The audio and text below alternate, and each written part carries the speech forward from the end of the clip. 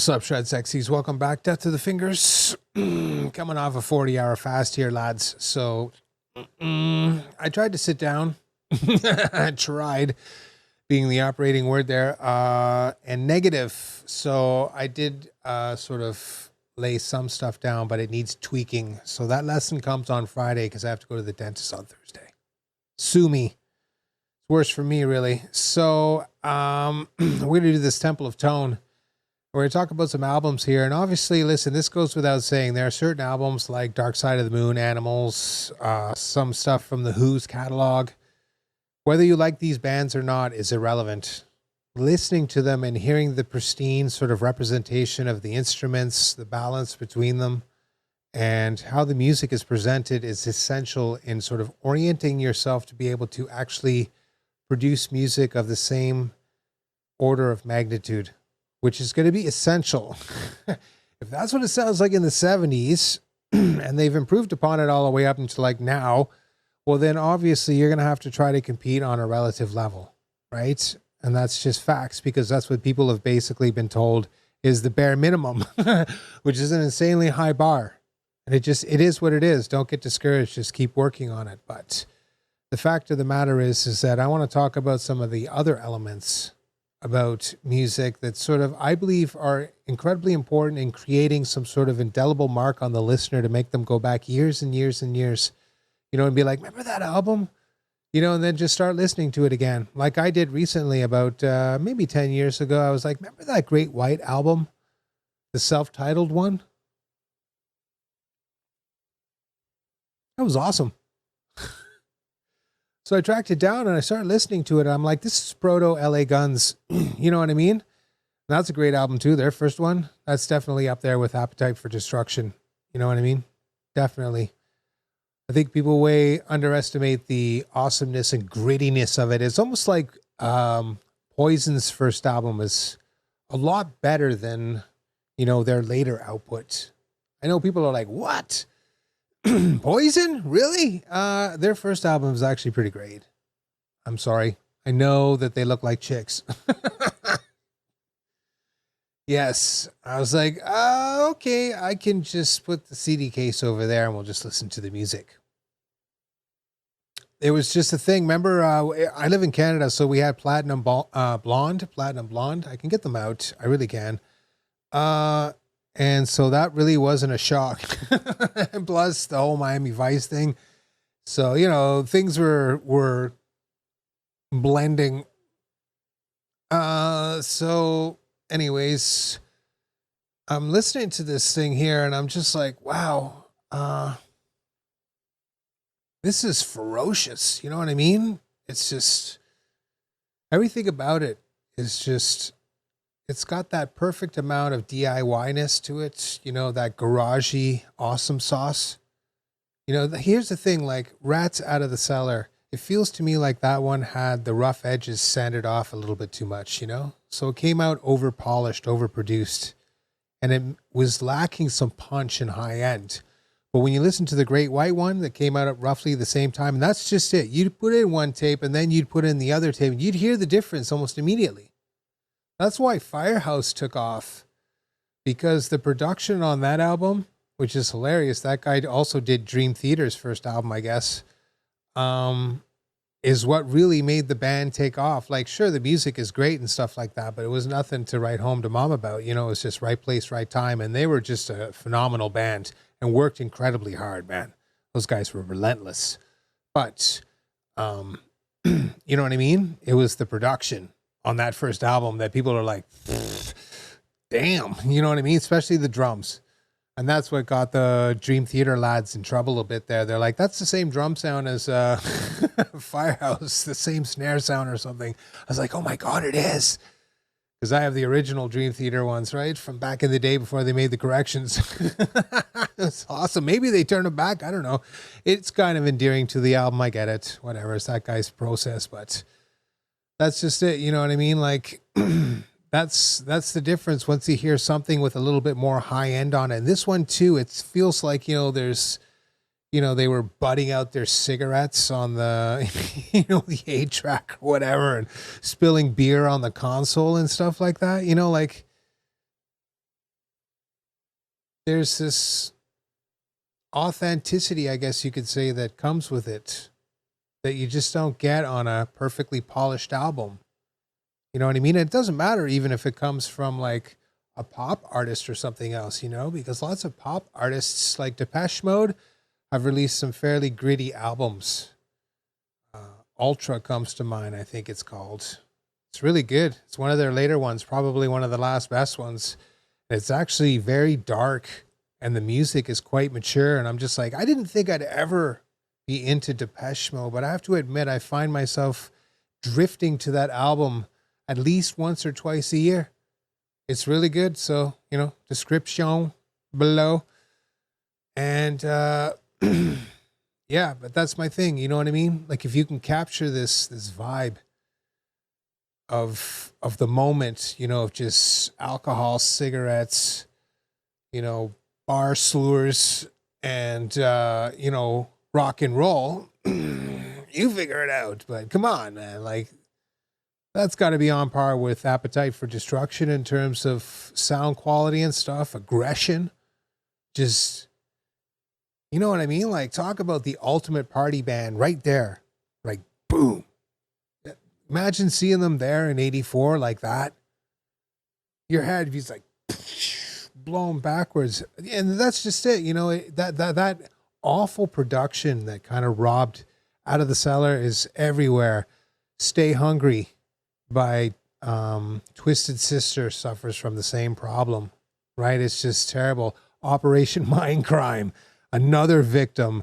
I mean, I'm sure they've corrected them in the reissues or whatever, but you know what I mean? You put that on and then all of a sudden you put on Ozzy, No More Tears, and you're just like, what? Even Ozzy again, Diary of a Madman, perfectly produced album. Motley Crue's Shout at the Devil, another perfectly produced album. Unique guitar tones. A completely unique vibe that you would recognize instantaneously. Didn't matter what song you put it on. Metallica does it too on And Justice and for Master, right? Because they just have that super distinct, ultra compressed sort of sound on And Justice. So, okay, but you get the point, right? Again, even you could even say that And Justice suffered from some serious issues from a lack of bass, but I think they've tweaked that out a bit. So thank goodness for that. I actually heard somebody sort of like retweak it and it sounded amazing. And I was just like, really? Damn, imagine what could have been. So, I mean, ultimately, don't be afraid to sort of layer on some grit. You know what I mean? Some turn that saturation up to the point where it starts breaking up and just bring it down in the mix a little bit.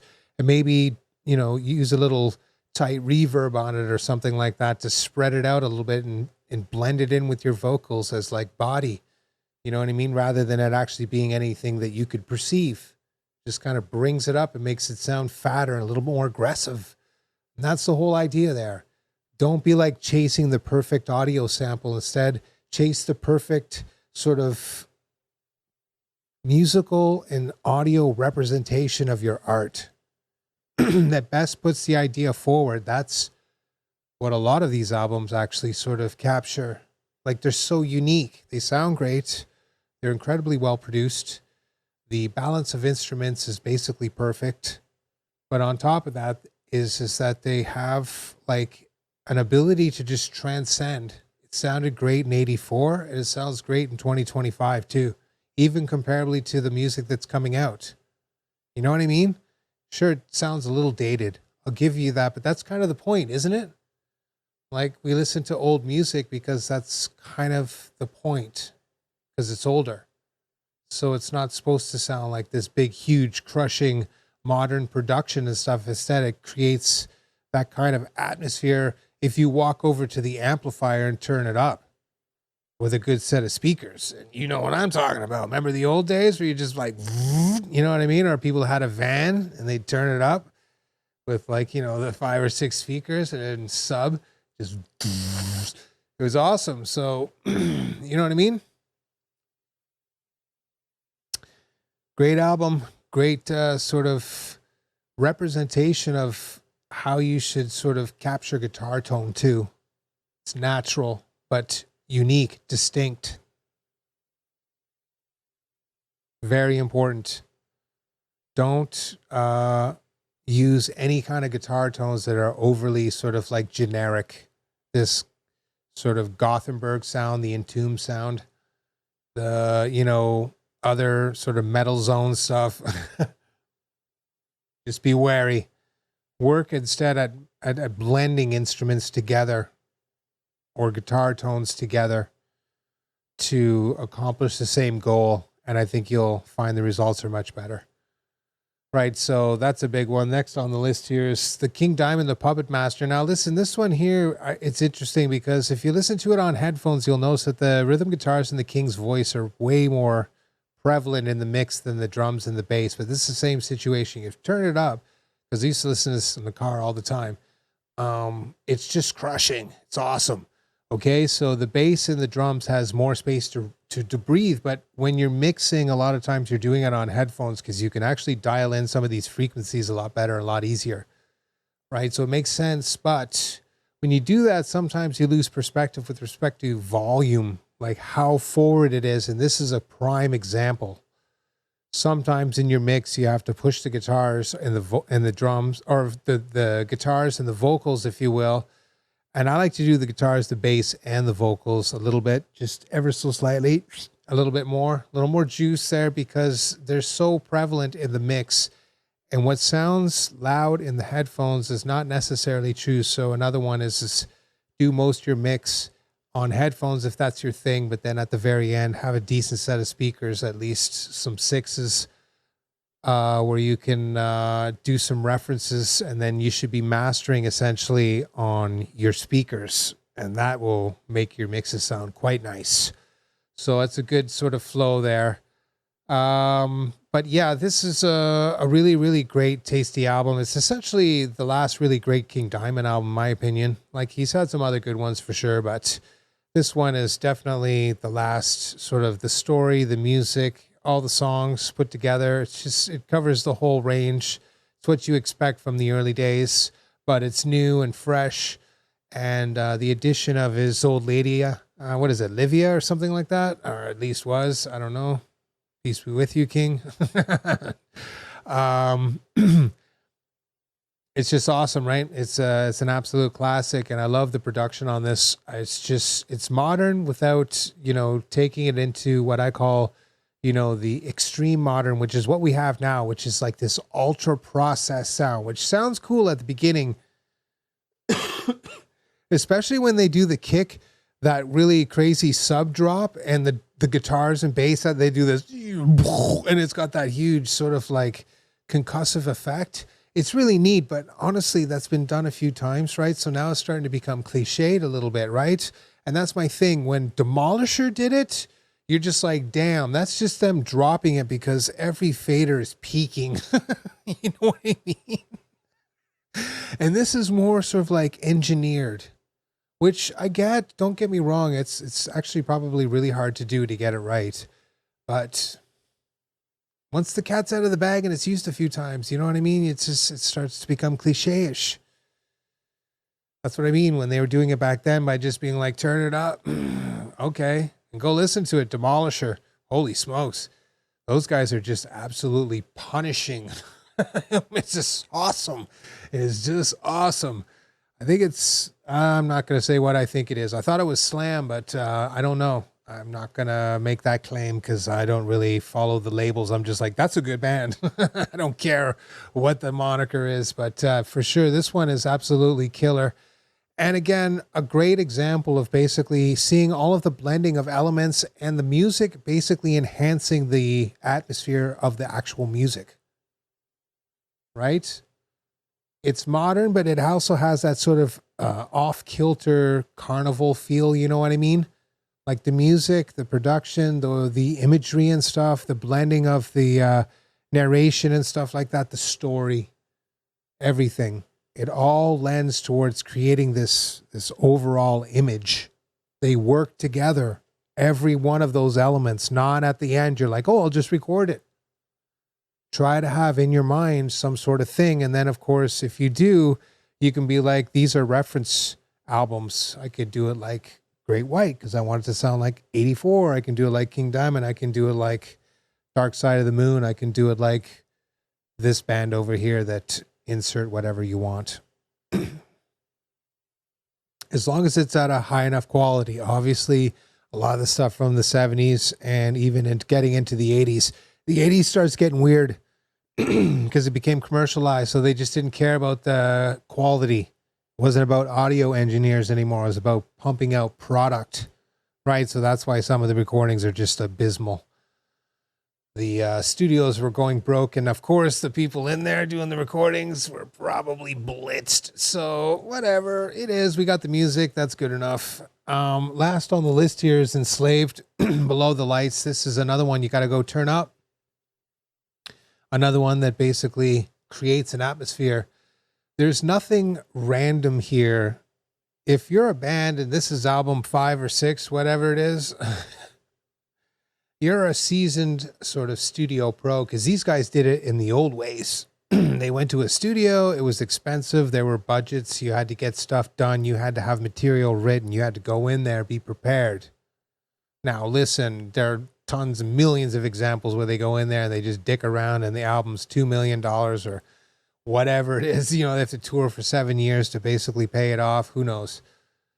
It is what it is, right? But these guys are not one of them. They get in there, they record, and then they do a touring cycle, and then they get in there and record. So it's kind of like you get into a rhythm, you know what I mean? So they're starting to get into their mature phase here and really, you know, integrate all of their musical influences from the earlier days all the way up to what would start to mellow out to a certain degree later on, which I feel just became more experimental and sort of like a psychedelic rock kind of way, which is really cool because then they bring it back and bring it more extreme, but then also start to blend both elements together. So this band is totally elastic, and you can really choose if you want to get your face ripped off or just listen to some really interesting sort of psychedelic metal, I guess you could call it. You know what I mean? With extreme overtones.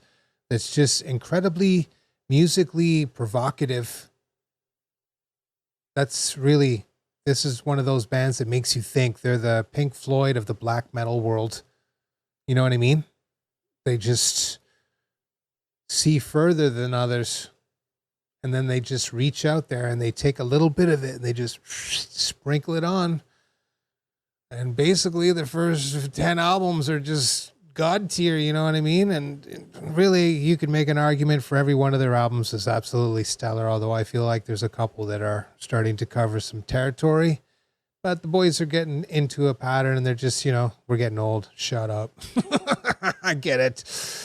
So, you know, but this one here for sure, the thing I like most about it is that they didn't try again for like this audio perfection. Instead, they try to create this ghostly guitar tone. It's not really like crushing, but it is. It's aggressive, but it's thinner. You know what I mean? It's almost like it feels like it's played on a Fender, but it's probably not. You know what I mean? They have a really unique sort of tone coming from the guitar itself and the bass, and even just the overall sound of the album. It's austere, but once you turn it up, it starts to like fall over you. You know what I mean? Like there's like this aura of weight that when you turn it up, it starts growing outwards and then it just starts to encompass you. So when you're listening to it at the right volume, you're just like, ah. And that's something else I don't think a lot of people understand. Like obviously listening to stuff on headphones and stuff like that's great, but there is no substitute for moving air when you're talking about a listening experience. That's why people prefer to go to the movies to watch a really fancy movie, if we still made those anymore.